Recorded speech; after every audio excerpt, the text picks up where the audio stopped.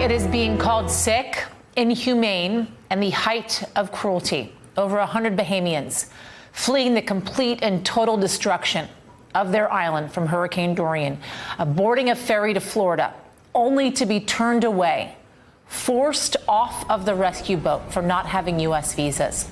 A local reporter in South Florida was able to capture the moments after they were turned away. What do you think about this?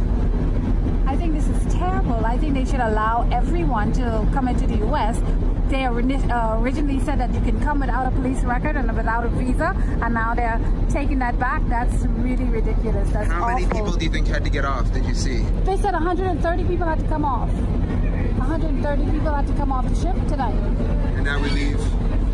Now we're leaving them, and it's only like 200 people on the boat now.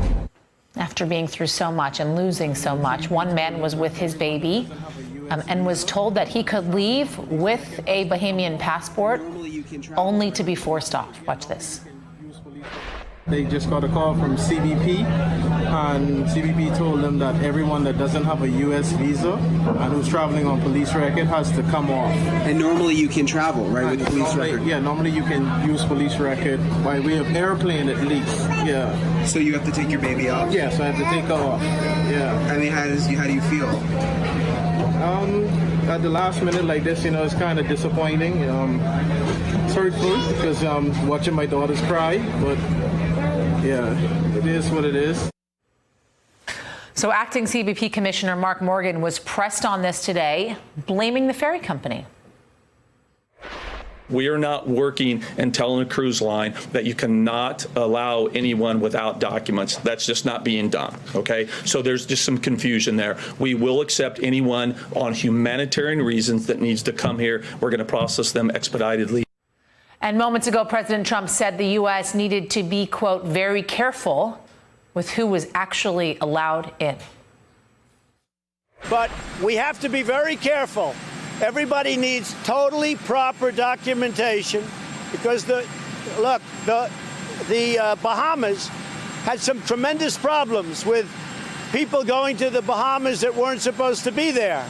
I don't want to allow people that weren't supposed to be in the Bahamas to come into the United States, including some very bad people and some very bad gang members and some very, very bad drug dealers.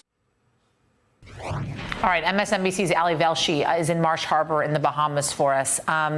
Ali, there has been complete loss of everything there, generational, just generations of people wiped out, really. The death toll is rising, complete destruction, people needing help.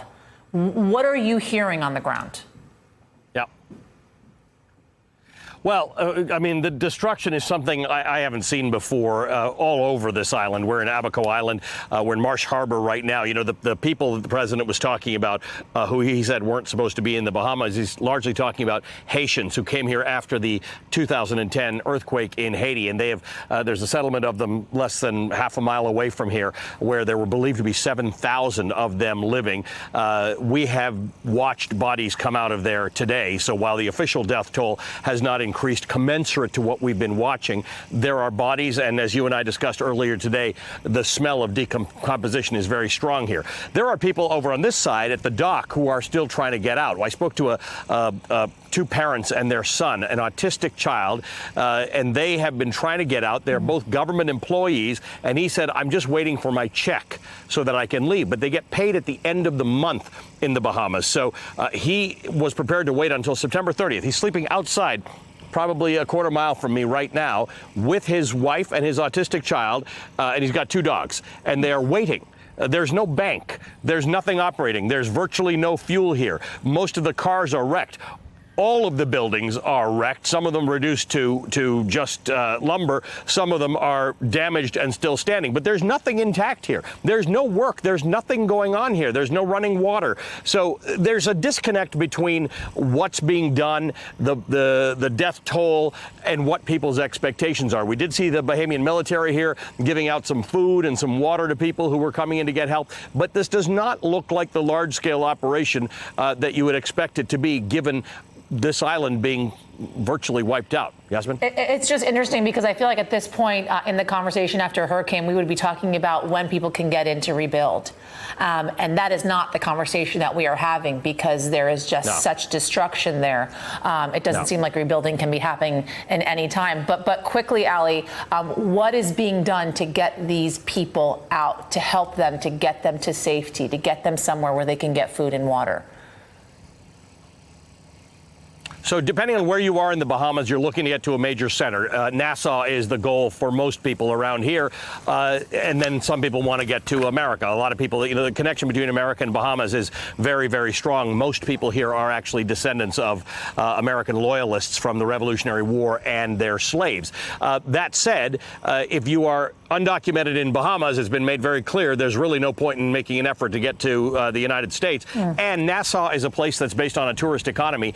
It does not have the ability to absorb all of this. So this is a multi-level problem. But I will tell you, Yasmin, as you and I have discussed today, they are still finding bodies. We're not anywhere close to recovery and rebuilding yet. We're still looking for bodies here. All right, Ali Velshi, thank you so much. Appreciate it. Hey, I'm Ari Melber from MSNBC. You can see more of our videos right here, or better yet, subscribe to our YouTube channel below. You could have been anywhere in the world, but you're here with us, and we appreciate that.